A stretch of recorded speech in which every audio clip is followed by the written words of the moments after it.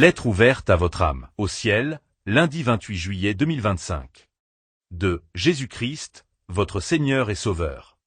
À chacun de ses enfants, lettre du Seigneur Jésus-Christ à ses enfants bien-aimés. Objet, Dieu nous demande de donner. Mes bien-aimés, je vous écris du ciel, là où l'amour règne, où l'offrande de soi est la norme, et où tout ce que vous faites sur la terre a une résonance éternelle. Je suis votre Seigneur, Jésus-Christ, celui qui vous a aimé jusqu'à donner sa vie pour vous.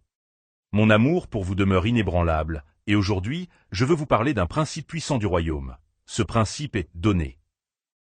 Ne laissez jamais votre cœur s'endurcir devant les besoins de votre prochain. Quand mon Père vous demande de vous sacrifier pour quelqu'un, ce n'est jamais pour vous appauvrir, ni vous exposer à la perte. C'est un appel à semer dans l'éternité. Comprenez cela, chaque acte d'amour, chaque geste généreux, chaque sacrifice consenti dans mon nom est une semence plantée dans le sol céleste. Et cette semence, tôt ou tard, portera du fruit, abondant, bon et éternel. Vous connaissez les paroles de l'apôtre Paul, chacun recueillera du Seigneur selon le bien qu'il aura fait.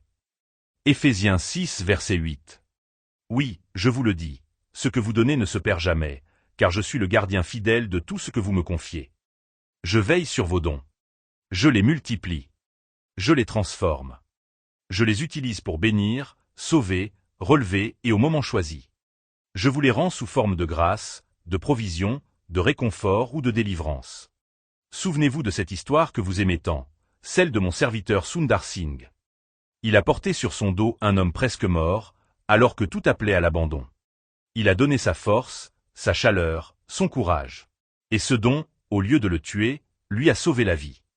Le sacrifice l'a conduit à la victoire. Pendant que son compagnon a choisi l'égoïsme et a péri, alors que Sundar a choisi l'amour et a survécu.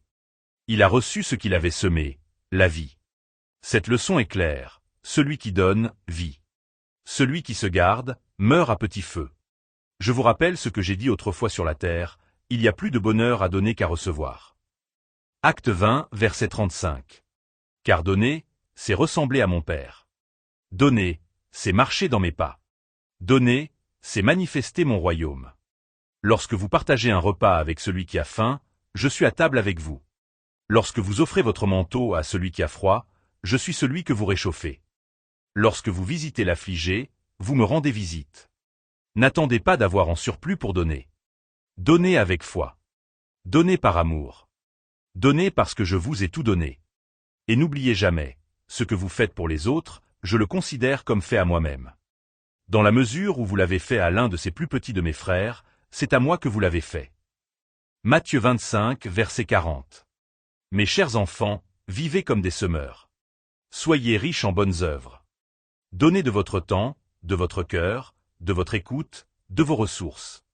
Car le jour vient où je vous dirai, viens, bon et fidèle serviteur, entre dans la joie de ton maître. Matthieu 25, verset 21. Mon regard est sur vous. Mon esprit vous soutient. Et ma récompense est avec moi. Avec tout mon amour éternel, Jésus-Christ, votre Seigneur et Sauveur.